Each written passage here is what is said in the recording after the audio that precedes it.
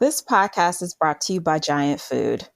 And today, more than ever, they are committed to you because we are all in this together so we can continue to share the little things that matter. Recorded live from the lobby of the Line Hotel in Adams Morgan, Washington, D.C. Full Service Radio is proudly supported and hosted by Simplecast, the easiest way for a podcast creator to publish and distribute audio on the internet. For more information, visit simplecast.com. Peace, everyone, and welcome to the Edible Activist Podcast. I'm your host, Melissa L. Jones, broadcasting live from the lobby of the Line, D.C. This podcast is where dynamic people of color in the food and agriculture space share their personal food journeys, passions, and perspectives that stem from the land, all exemplifying the spirit of activism in their own edible way. Let's get started.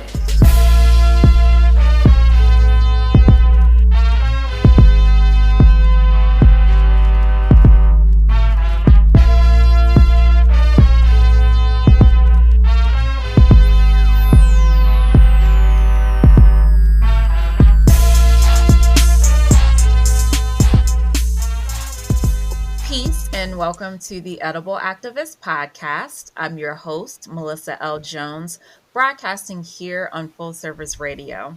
So for today's show, I have a very special guest, Nazirah Muhammad, who resides here in the DC area. Nazirah is a creative artist, crafting what she calls spiritual tools for holistic living and also beautiful and bold hand-painted journals. She is a plant lover, has studied herbalism, and of course, spreading good vibes out in the garden, growing food. Welcome to Edible Activist Nazirah. I'm so excited to have you. Thank you for having me. That was such a nice intro. Thank you. I'm glad. That makes me feel good. I always want to make our guests feel special, and so thank you. I appreciate that. Yes, I'm happy to be here. This is a new experience for me, so I'm glad to be here. Oh, wonderful. So is this your first podcast? Because we like first time podcasters or Yes. interviewees, I'll say. Yes, this is my first podcast. Yes. All right. Well, welcome. You'll do just fine. Thank This you. is all just a warm conversation to get to know you. Yeah. And, we were connected through Doug via New Brooklyn Farm. So shout out to Doug, the homie. Yes. And I see that you've been, literally laying some groundwork out there. And so definitely just want to take this time just to get into more of who you are and just exploring, more of your origins and, doing what you do best as being a creative artist and, growing food and what that all means to you. So my first question before we really jump into it is, your name is Thank beautiful. you. It is extremely beautiful. And I was like, I hope I pronounced this right. Is there a meaning? Is there a meaning behind your name? Yeah, so Nazirah, it means vanguard or being in the forefront. That means. Wow. Okay. So vanguard or pretty much being in the forefront. Right, Wow. right. Wow. Yeah. Wow. Okay, so with that said, let's go ahead and, just explore your heritage and nationality just a bit and, how you identify Okay. yourself. Yeah, so I was born in DC and I grew up in Maryland. And in the 90s, both of my parents joined the Nation of Islam. And when I was 16, I also joined the Nation. So that's a big part of my identity, as a Black Muslim woman in America. And growing up in the Nation, there's a big emphasis on doing for self. So that definitely played and plays a big part in the reason why I'm, so passionate about doing for myself, being an entrepreneur, and being passionate about agriculture and growing food. Yeah. Wow. So it's, I was actually having a conversation the other day with another grower friend and, he was talking about some of the things that he was listening to. Mhm. And one of the things on his list, which is a figure I definitely deeply respect, was, Minister Farrakhan. Yeah. And, as someone who, is a Christian woman and I grew up Christian, Mhm. I've always had the deepest respect for, his teachings. Mhm. And I think it was more so because the Nation of Islam and just always promoting self-reliance, Exactly. and and resiliency, and have always been about, the Black community Mhm. taking care of our own and growing our food and owning the land and owning our block. That has always been the Yes. message. And so I also think that's also been just, my own personal, questioning of my Mhm. religion and my spirituality, that has always been, I say, a big Mhm. question mark, because we can dive deeper into that in Mhm. another episode. But I know that's definitely one thing that's always stood out about the Nation of Islam, and just being resilient and really just standing, taking care of our Exactly. people. That's always been the Mhm. For message. sure. So to to think of, so going back to your name, Yes. Nazirah, Yeah. Nazirah, I got you. And just the meaning of, being at the forefront, you know, that you would say like those two definitely tie, like just back to, who you are, and Yeah. your religion and just your cultural identity, Yeah. that's what you represent. Yeah, that name has definitely been reflected in my life. So names have such meaning, you know. Learning to live up to that throughout my life has been pretty interesting. Wow. So, what are some food traditions that are present or have been present since, at the you said at the age of 16 is when you became, Muslim, or Mhm. even prior to them? Like, what are some of the food traditions that have been Mhm. present in your family and in your home? Yeah, so one of the main things is the navy bean. I'm sure maybe you may be familiar with that, and others may be familiar with the Nation of Islam. One of the staple foods is the navy bean. Navy bean soup, bean pies, people may be familiar with. Um, that's definitely one of the main foods we eat. It's high in nutrients, and another interesting fact about it is that it can help to protect against radiation, which is an interesting thing. I think it's interesting. A food you can eat can actually protect you against radiation, especially being in the environment that we're in now. It's like highly radiated with a lot of EMF radiation and things. So that's a really important thing for us to eat. Um, Something else that another food tradition that may sound strange to some people, but I feel like people are becoming more familiar with it. Some people may know it as intermittent fasting, but we know it as eating a meal a day. So you may eat from, I believe it's from 4 to 6 every day, and you fast until, well, you can drink water, but you just fast from food until the next day. That's one tradition that people become familiar with once they may come to the mosque and learn about the nation. That's really a big tradition that we have. You know what? It's always interesting how these quote unquote trends come about, Hmm. and they've been long lasting traditions and part of our culture, and part of our rituals for centuries. For Exactly. centuries. Yes, that's so true. Do, do you find yourself just being, I mean, just blatantly annoyed by it? Because I know I do. Yes, yes. 'Cause when I saw about the intermittent fasting, I'm like, what? This is what we're calling it now? Like, we have been talking about one meal a day, but now that it's trendy, there's a new name on it. People like it now, but I'm like, we've been talking about this, but okay, I guess. Oh my, Yeah. yeah, seriously. So, all right. So, at what point did you decide to, take up herbalism and Mhm. more out in the field. And, as I said before, you've been most recently partnered with New Brooklyn Farms out in Mount Mhm. Rainier, Maryland. At what point did you decide that you wanted to cultivate your relationship even more deeply with the land? Yeah.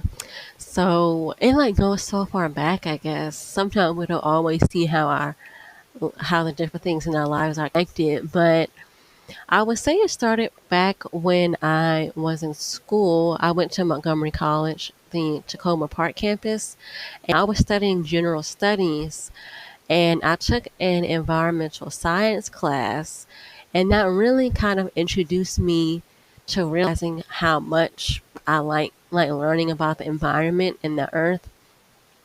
So from there, once I graduated with my associate's degree, I actually was in a year-long urban farmer training program at Eco City Farms in Maryland. They have farms in Maryland, one in Bladensburg and one in Edmonston, Maryland. So I did that year long farming program. And from there, I was introduced to Wild Ginger Herbal Center. And last year, I actually did their long herbal apprenticeship. So those are the two main things that really got me started with growing food and getting into herbalism. Wow. Okay. So I got all giddy and excited as you were saying that, right? Because I'm familiar with Hmm. all of them, totally familiar with Eco City Farm, and did not Yeah. know that you went through their farmer training program. That's awesome. Yeah. It was great. I loved it. Yay. And then it was the Wild Ginger Herbal Center, correct? Yeah, yes. They used to be known as Central Ashe Farms, but they recently changed their name. That's such a great school. They have such a diverse set of teachers, and I really like their philosophy of making sure that they're telling the stories of, the people who actually came up with the knowledge, like a lot of Native Americans and African spirituality. They really incorporate into their curriculum and making sure they have a diverse set of teachers. Wow. Wow, wow, wow. Now, are Hmm. they based here? Or are they in Costa Rica? I guess that's the only thing I was kind of confused about where they're Yeah. actually based. Yeah, so their original school was in Costa Rica, but they also have a school here in Maryland. So they have two schools.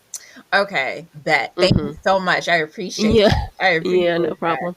Now, also, okay, so and from that, no, that and that's amazing. So, you are the second um person that I can remember who I've talked to about environmental studies and science kind of being like that catalyst, Right, yeah, to that path of gardening and growing and really connecting to nature. So right. that is so dope.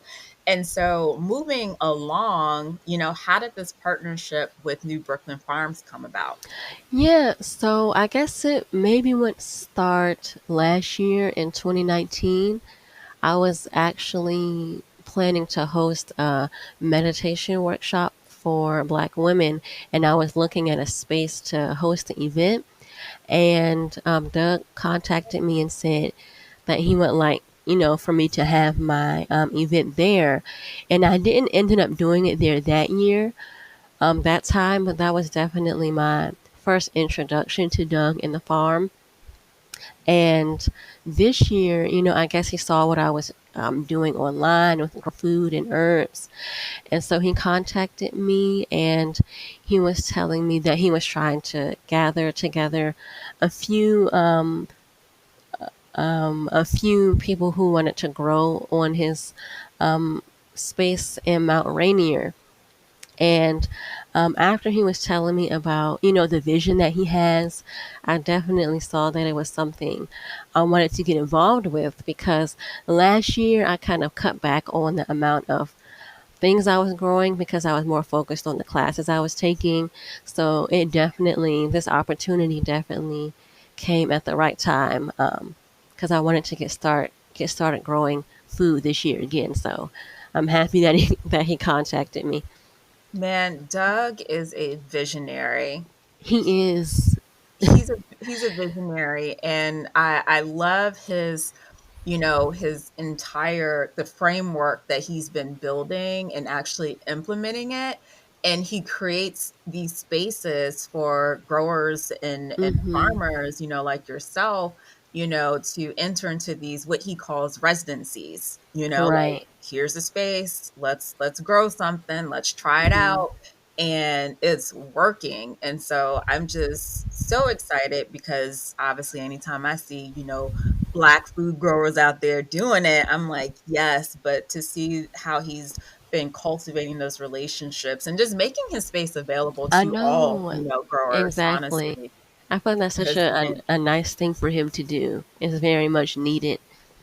absolutely. So, correct me if I'm wrong. Do you do Reiki as well? Because I might have missed that. I I'm do. sorry, girlfriend. I I do missed do that. Reiki.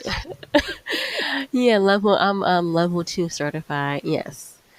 Okay, that is so great. How does that, we all know, being and as an artist, as a creative artist and, visual artist, like, nature is an art form, like Mhm. growing is art and it's energy work, it's spiritual work. Definitely. So when you are out, at New Brooklyn Farms or you are sitting next to a plant, how does that energy Mhm. work just tie into your actual field and growing Yeah. work on a daily?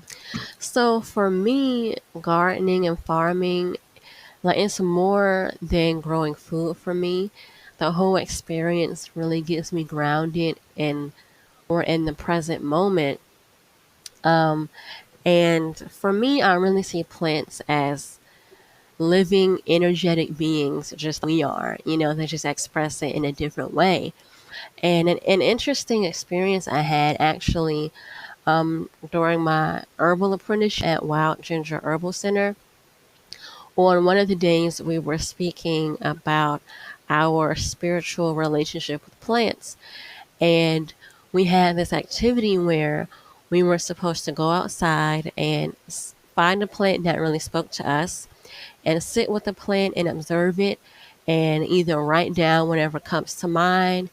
We were supposed to either draw a picture, write a poem, and just write down whatever insights we may have had. And I'm telling you, that whole experience was so profound. After we came back together and all the students spoke about their different experiences. It was just amazing to see some of the insights that some people had just from simply sitting and kind of vibing with the plant a little bit, because just like humans have vibration, plants also have vibration. And so that whole experience just showed me that plants have so much to teach us. We just have to be willing to be open, and willing to hear what they have to tell us. Plants Yes, are a vibe. Plants they are. are a vibe. That's a t-shirt. Right, write that That's down. a t-shirt. Exactly. All right, everyone, we're going to take a really quick break and we'll be right back.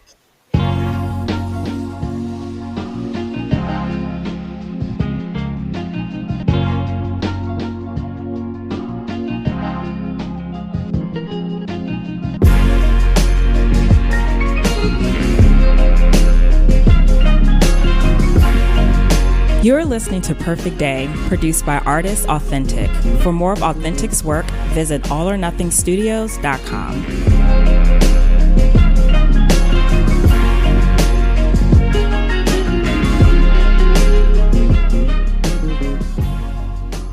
This podcast is brought to you by Giant Food.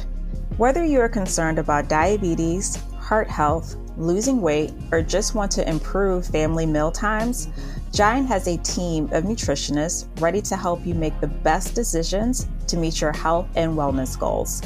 You can check out their personalized consultations online or by phone. Just go to giantfood.com/nutrition, or they have nutritionists who are available to answer any of your questions at nutrition@giantfood.com.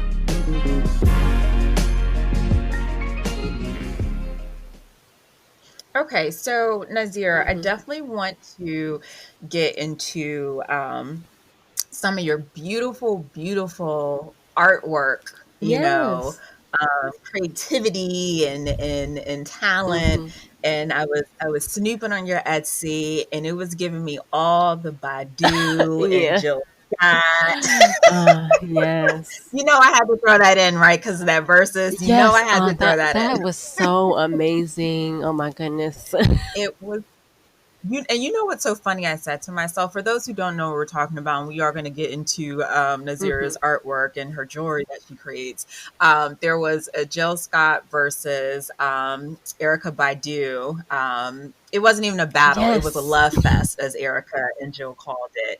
And everybody on Saturday was snapping their fingers, drinking their tea, had their head wraps and their jewels and their Incense. sage, Yes. and that's all Yes. the vibes, right? And so it was wonderful. And I said to myself, I said, every Black person who was tuned into Versus on Saturday, at one point, all of us I said sure grits. did. All I of sure us said did. grits, okay? I sure did. If grits didn't vibrate throughout the world For on Saturday sure. night, okay? Seriously. So anyway, which takes Hmm. us to your artwork, which is, I call artwork because Hmm. it's, again, you're an artist and it's beautiful. And I love how you frame um what these pieces are. As earlier when I did the intro, you call them spiritual Yes. tools for holistic living. So these are pieces, but these are also pieces that are Exactly. extracted from, Hmm. like, the earth, that raise our vibration. So, what does all represent to you? So for me, making jewelry, like, it's not so much about the jewelry. I guess jewelry is just a convenient and beautiful way to wear, these spiritual tools.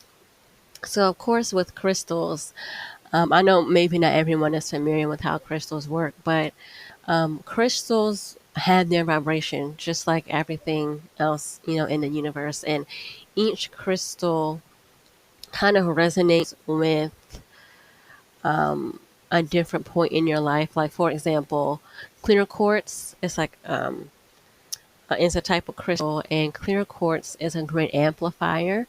So it can amplify your own good energy and any other crystal that you make it next to is a great amplifier. Even some electronics have clear quartz within it. But when I'm doing my jewelry, I like to kind of educate people on different things like that, about crystals and energy work and chakras.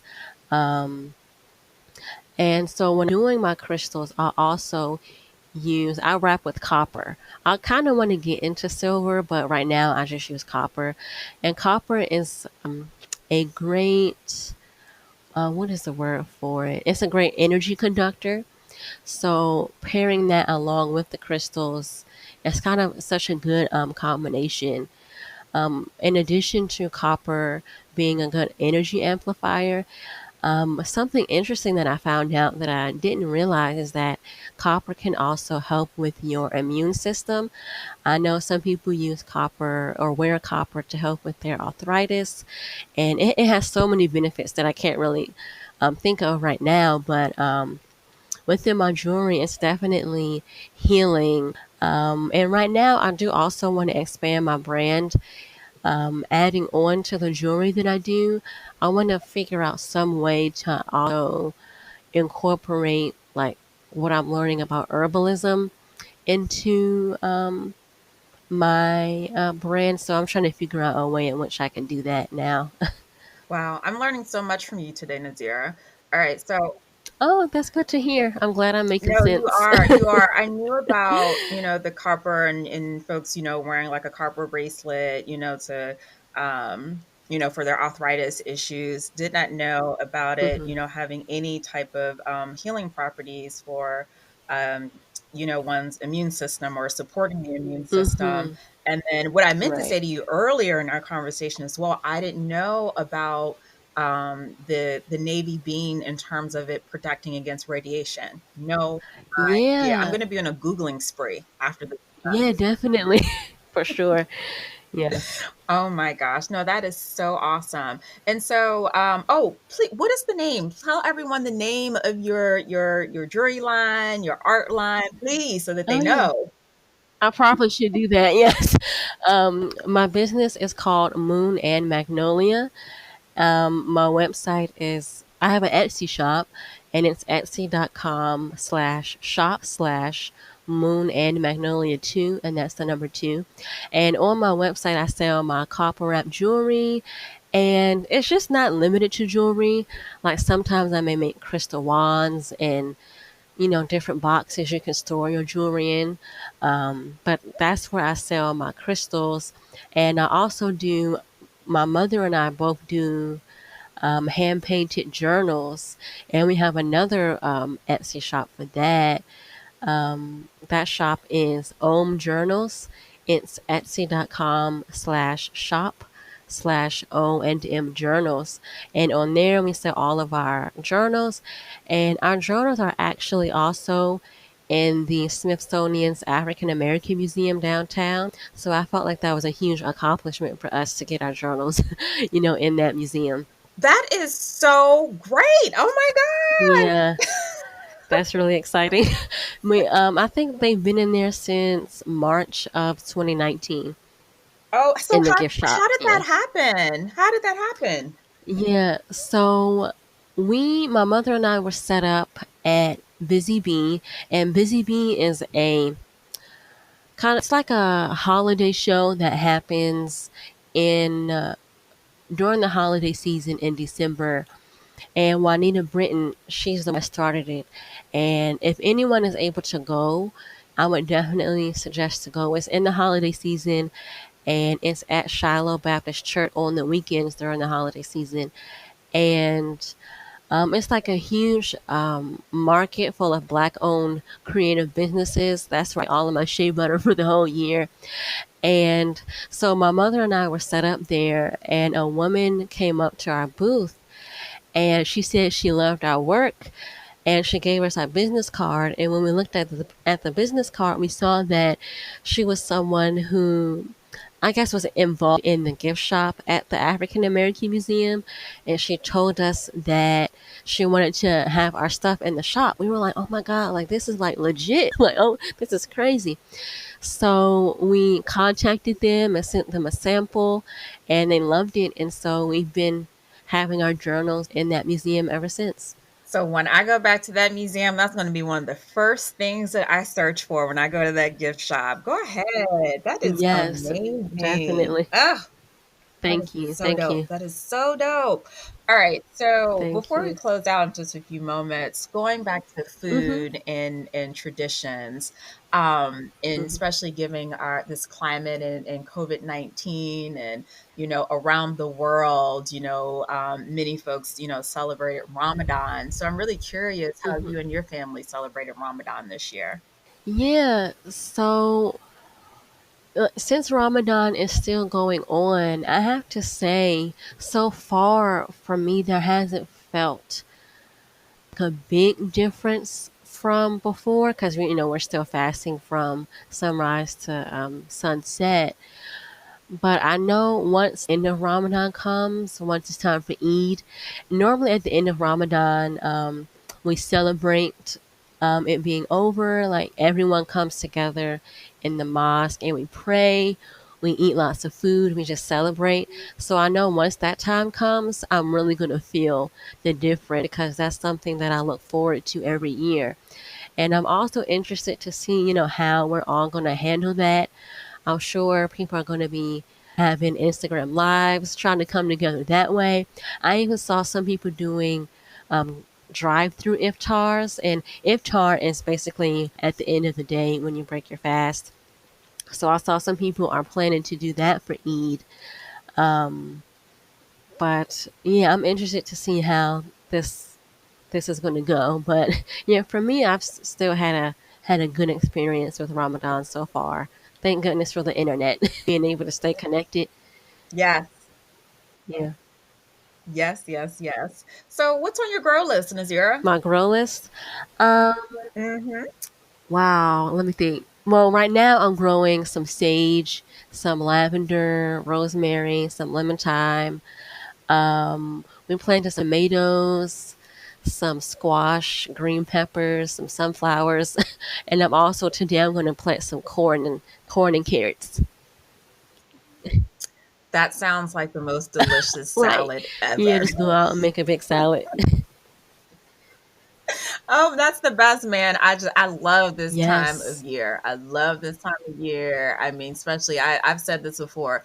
If you have never had a fresh farm tomato, you do not know what you're Yes. missing. Exactly. Definitely. Well, Nazirah, thank you so much for joining me. It was a pleasure getting to know you. This is like Yeah. personal because I've never Exactly. met you before, but I so thank you for just, sharing a bit about you. I am getting back out to New Brooklyn Farm, so I very much so look forward to sitting down, Mhm. near your garden and everything that you're Mhm. growing at New Brooklyn Farms and just having a more in-depth conversation and vibing out with the plants, right? Yes, for sure. Getting that energy. But thank you for having me. This is really great. Yes, Nazir, where can folks find you at if they want to connect with you? Yeah, well, my Instagram, you can follow me there. My Instagram handle is Nazirah _ it's spelled Nazah as in zebra, IRAHNAJAH _ That's like my personal Instagram. And then for my business, you can follow me at moon _ magnolia. And the Instagram for our journals is O&M as in monkey journals. You can find us there. Y'all better not miss that, okay? Yes. Do not miss it. And Yeah. by the way, Nazira, you are beautiful. I have got to tell you Oh, that. thank you. Thank you. Oh my You God. just got this Thank you. glow, girl, because you loving what you're doing. Your vibrations are high. Like, you are gorgeous. You are Thank gorgeous. you so much. I appreciate that. All right. So before we close out for Hmm. real, I have a few rapid fire questions. Are you ready for me? Yes, I'm ready. I'm ready. Okay. What is your favorite veggie? Asparagus, definitely. I could eat it every day. Your favorite fruit? Passion fruit. I love it. Passion fruit. Hmm. Ooh, you know what? I got a big. Have you heard of fruits? Is it Fruits and Roots? Roots and Fruits, Fruits and Roots? No. It's it's a platform. It's actually owned by a brother, and they source like passion fruit and guava and like all these different tropical fruits, and you can buy boxes. It's not like subscription based, but anyway, I invested like a week ago and I cannot wait, and I believe passion fruit is supposed to be in that box, so Oh, I I'm have excited. heard of this by Shaka Bars on. Okay, yeah, Yes, yeah. yes, Okay. yes, so I'm excited about Yeah. that. All right, so sweet, spicy, sour, salty, or bitter? Spicy. Yes. If the food isn't spicy, I Ooh. don't want it. I love it. Yeah. Yes. I love how honest you are. I don't want if it's not For sure. spicy. Or are you growing any hot peppers? Not yet. My father grew some the other year, but I might try some. I do have some seeds, so I might try growing those. Okay. All right. All Hmm. right. One action step anyone can take right now to take control of their health.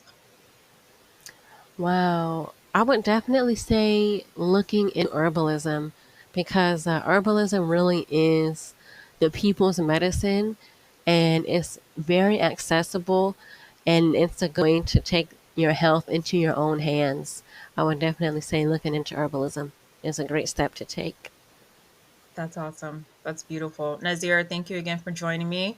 And thanks all for listening. Peace. Peace. Thank you for having me. Thank you, everyone, for tuning in. We are here live on Full Service Radio every Wednesday at 11 a.m., where you can catch today's episode on fullserviceradio.org, as well as iTunes and Spotify. Be sure to follow me at Food Talks in Color on Instagram, Facebook, and Twitter. Are you an edible activist? Sure you are. Come join me on the show. I would love to feature you. Just shoot me a DM on the gram. Peace and blessings all. And remember, there is no culture without agriculture.